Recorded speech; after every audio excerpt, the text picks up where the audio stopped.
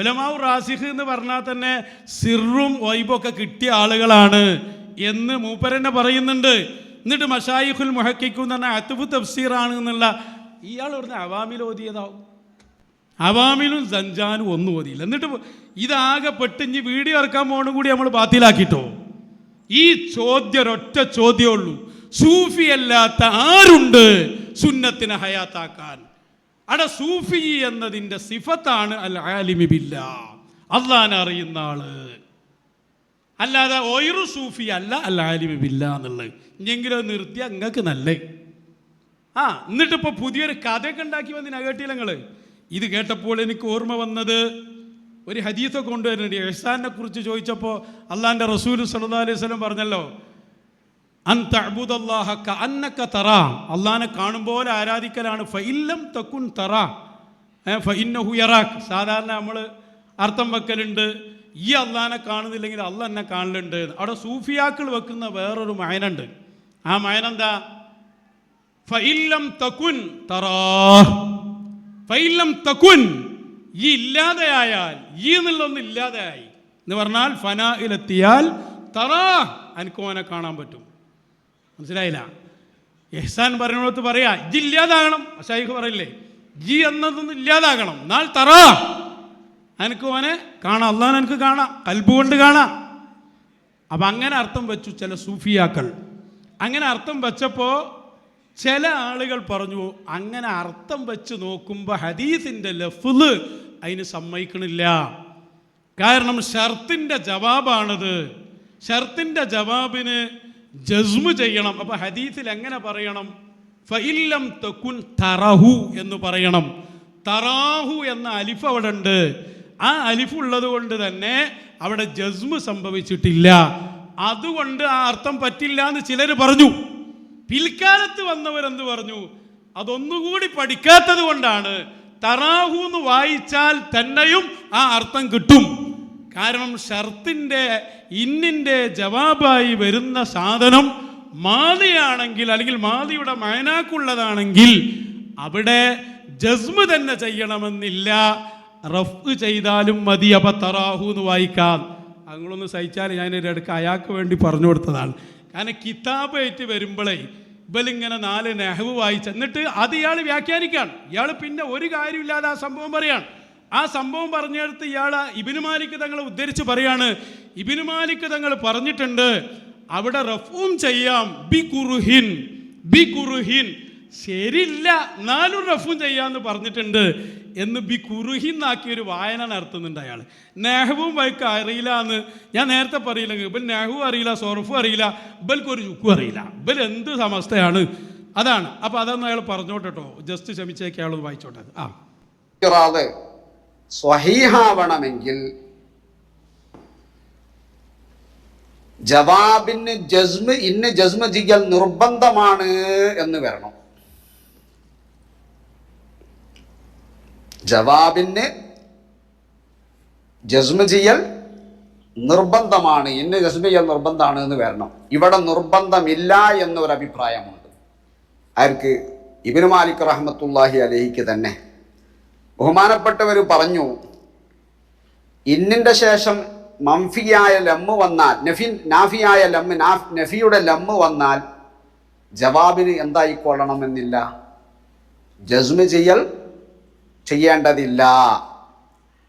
ജസ്മ് ചെയ്യാതിരിക്കൽ അനുവദനീയമാണ്. ബിക്കുറുഹിൻ, കറാഹത്തോടുകൂടെ. കറാഹത്ത് എന്ന് പറഞ്ഞിട്ടുണ്ടെങ്കിൽ ഫിഖ്ഹിലെ കറാഹത്തല്ല അത്. എന്ന് പറഞ്ഞാൽ ഫസാഹത്തിൻ്റെ മുഹില്ലാണ്. എന്നാൽ അങ്ങനെ ജസ്മ് ചെയ്യാതെ റഫ് ചെയ്തത് കൊണ്ട് എന്തില്ല, കുഴപ്പം ഇല്ല. എന്നിട്ട് ബദറുദ്ദമാമീനി പറഞ്ഞു, അതുകൊണ്ട് തന്നെ എന്താണ് പറഞ്ഞത്? ഇബ്നു മാലിക് തങ്ങൾ പറഞ്ഞിട്ടുണ്ട് അവിടെ ജസ്മന്നെ ചെയ്യണമെന്നില്ല, റഫ് ചെയ്താൽ മതി. ബി കുറുഹിൻ, നല്ലതൊന്നുമല്ല അത്, ഫിഖീന്റെ കറാഹത്തൊന്നുമല്ല. അതേ സമയത്ത് ഫസ്വാഹത്തിന് മുഹില്ലാണ്. മനസ്സിലായില്ല? അതായത് അറബി സാഹിത്യത്തിൽ പ്രശ്നം വരും, എന്നാലും ജായിസാണ്. ഇതാരാ വാക്ക? ഈ ഹദീസല്ലേ ചർച്ച? ഹദീസല്ലേ ചർച്ച? ഹദീസിനെ കുറിച്ചാണോ ചർച്ച? ആരെ വാക്ക്? മുഹമ്മദുർ റസൂലുള്ളാഹ് അഫ്സഹുൽ അറബ്, ഏറ്റവും ഫസാഹത്തിൽ സംസാരിക്കുന്ന ആളാണ് ആര്? മുത്തു റസൂൽ സല്ലല്ലാഹു അലൈഹി വസല്ലം. അവിടെ ഹബീബായ തങ്ങള് ഒരു വാക്ക് പറയുമ്പോൾ അത് ഫസാഹത്തിനെതിരാക്കാൻ പറ്റും. ഇല്ലം തക്കുൻ തറാ എന്നല്ലേ പറഞ്ഞ്, ഇല്ലം തക്കുൻ തറാ. അവിടെ തറാഹു എന്ന് ഹബീബായ സല്ലല്ലാഹു അലൈഹി വസല്ലം പറയുമ്പോൾ അത് ഫസാഹത്തിനെ ബാധിക്കാൻ പറ്റൂല. അതുകൊണ്ട് തന്നെ ഇത് അങ്ങനെ അനുവദനീയായിട്ട് കാര്യമല്ലത്. കറാഹത്തൊക്കെ കൂടി ഒരു അറബി പറഞ്ഞ ആളല്ല മുത്തു റസൂൽ. അപ്പൊ ഏടെ പയച്ചു അറിയോ? ഇയാൾ വായിച്ചല്ലോ കിതാബ് ബി കുറുഹിൻ, അങ്ങനെ ആ കിതാബിലില്ല. പെട്ടതാണ്, സാധു പെട്ടതാണ്. ഈ ഈയാമ്പാറ്റിനെ പോലെ നമ്മളെ മുന്നിൽ തന്നെ അത് വന്നുപോടും ചെയ്യും. ഇത് അങ്ങനെ ഇല്ലാതെ അൽഫി ഓതിയാൽ മതി. ഞാനതായി പറഞ്ഞ ഈ അൽഫി ഓതുന്ന കാലത്ത് നിങ്ങൾ എവിടെ അണ്ടി പറിക്കാൻ പോരാ. ഇത് കേട്ടോളി നിങ്ങൾ.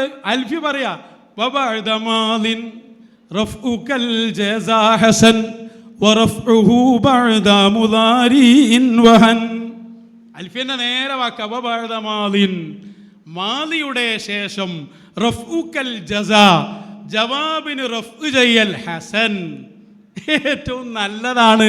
ഈ ഹസൻ എന്നുള്ളതാണ് ഇയാൾ കറാഹത്ത് നാക്കിയത്. എങ്ങനെയുണ്ട്?